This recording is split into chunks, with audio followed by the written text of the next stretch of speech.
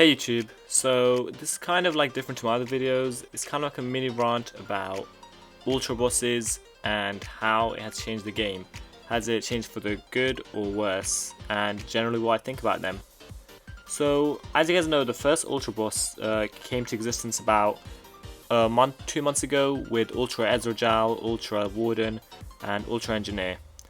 And my initial reaction I think to that was, these are like insanely hard, like these are like really hard. But then, and I didn't even attempt it then, like I didn't even kill them a single time. I was like, I didn't really see the point in them. I thought it was just a bit too much. And then they gave out the free chrono class. I was like, oh, this is actually pretty easy. And I was pretty happy with that and thinking, you know, we could at least just one-shot these things, walk in. And I was like, but it's still a bit too OP, having the ability to not be stunned, to not miss, and so on. And then they buffed the Ultra bosses. Instead of a buff, I'd call it more of a nerf to the player, but I'll talk about that more a bit later. And I was like, okay, they're surely going to revert this change, surely. Like, there's no way they're going to keep it this hard. Most people have already gotten their apotheosis weapon. Why would they make it so hard now? It just seemed like a terrible idea, and I was waiting for, you know, the change maybe to become easier again. But looking back on it now, it really wasn't that hard, because obviously, you know, we found methods and different ways to deal with it now. Like if you use all support classes, it should be pretty easy.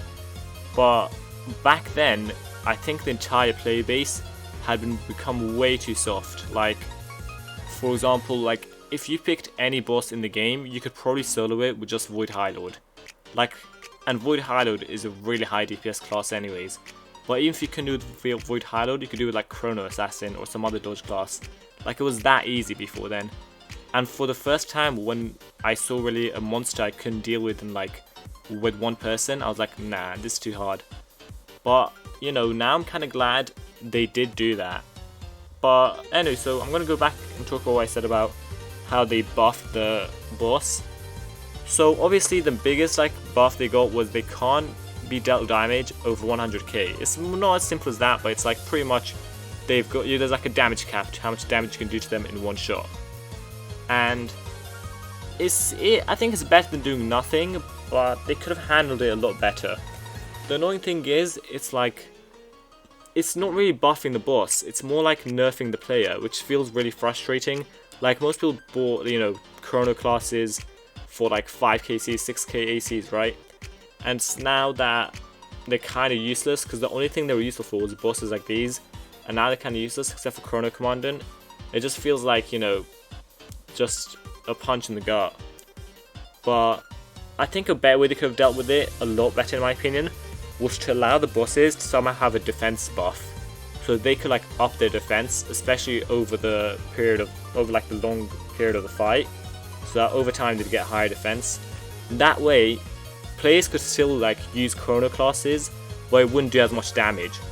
So normally if like a chrono class would do 1 million damage, they could have done like a 80% defense buff, so it'd only do like 200k. That way, using Chrono Class would still be viable and a good method, but so would, you know, all support classes, Arch Paladin, Lightcaster, Stonecrusher, and Lord of Order. So, I just think, you know, they could have handled the change a bit better. But, like I said, it's much better than doing nothing and allowing each boss just to be completely soloed by VHL. That's kind of funny because you can still solo Ultra Ezreal with VHL. There's actually a video on my channel of me doing that. So even now, like, players are pretty OP in comparison to any monster. But thankfully, you guys have probably seen by now the new Drakath Boss. And that especially, I think, has made me, like, a good change. I think that's made me especially happy. Like, most of us playing this game have probably played this to our kids. And Drakath was like this huge, giant, like, boogeyman, like this monster that you could not defeat, and they built up like how powerful he was the whole time until the very end when he was finally released. And even then he wasn't that OP. I mean, back then for those standards he was pretty OP, but seeing him get like completely destroyed by classes nowadays in like 10 seconds is pretty sad. So it's good to see, you know, champion Drakath being OP once again. And I guess this whole Ultra Boss era has started a whole new era in AQW. Has revived it. I think it's, you could say it's revived it somewhat. I mean, you will never get the old AQW with like 20k players online at a time, Like, that's way gone. I don't think we can attempt for that. But the fact that we can still get like 5k, even 6k players on a good day with like a good update, like, that's pretty crazy. I really thought that this game would have maybe like 2-3 years left. I was like, by 2024 or 2025, I'd say 3k players online at a time. That was my thoughts before, but seeing this, you know, mini revival of AQW is pretty refreshing to see. And I guess that's my take on it. I know this video is kind of different to usual. I hope you guys enjoyed it. Let me know what you guys think in the comments. Has the Ultra Bosses been a good change for the game? Bad? Is AQW actually revived? Or is it still a completely dead game? Let me know what you guys think.